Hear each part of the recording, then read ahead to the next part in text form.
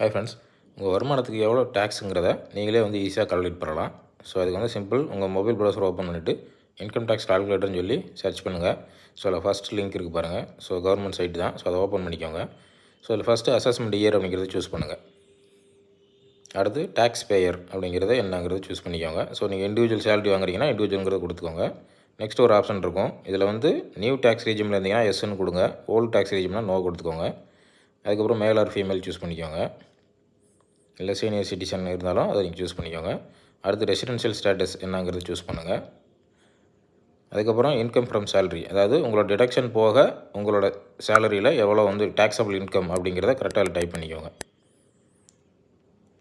So இதில் பார்த்தீங்கன்னா tax calculate பண்ணி கீழே காமிக்கும்.